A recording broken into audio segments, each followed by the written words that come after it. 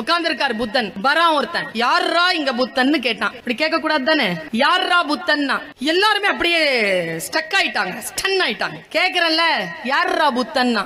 ஆனந்தன் எந்திரிச்சான், உட்கார வச்சுட்டு புத்தர் சொன்னார், உட்கார்ப்பா நான் தான் அப்படின்னு எந்திரிச்சார். காரி மூஞ்சில துப்பிட்டாங்க, துப்பிட்டான். துப்பின உடனே எல்லாரும் எழுந்திருக்கிறாங்க அவன் அடிக்கிறதுக்கு. எல்லாரையும் அமர்த்திட்டு புத்தன் சொன்னான், தொடச்சுக்கிட்டு அப்புறம் அப்படின்னா. அவன் மறுபடியும் காரி துப்ப தொடங்கினான். உடனே ஆனந்தன் சொன்னான், அவன் அடிக்காம வாட் நெக்ஸ்ட் நான் கேக்குறீங்க குருவே, அவன் எவ்வளவு அவமானப்படுத்துறான். அதுக்கு பதில் சொன்னார் பாருங்க புத்தன். புத்தன் சொன்னான், ஆனந்தா உட்கார். வந்தவனுக்கு புத்தன் யார் என்று தெரியாது, யாரா புத்தன் என்று கேட்டுதான் வந்தான்.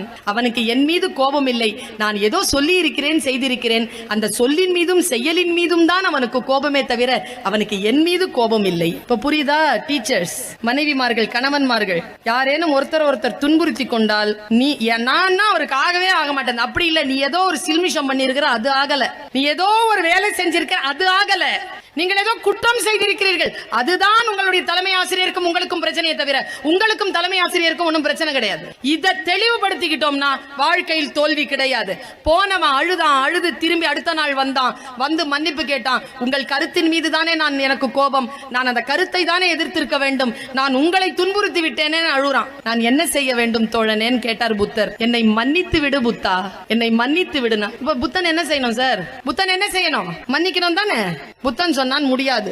ஏன் என்று கேட்டான் முன்னால் இருந்தவன். புத்தன் சொன்னான், நீ துப்பியது நேற்று, அந்த எச்சிலை இதுவரைக்கும் நான் வைத்துக் கொண்டிருக்க நான் என்ன முட்டாளா? இன்று நான் புதிதாக பிறந்திருக்கிறேன். நான் ஓடிக்கொண்டிருக்கும் கங்கை யாரு? நீ துப்பிய எச்சில் கடலோடு கலந்து விட்டது.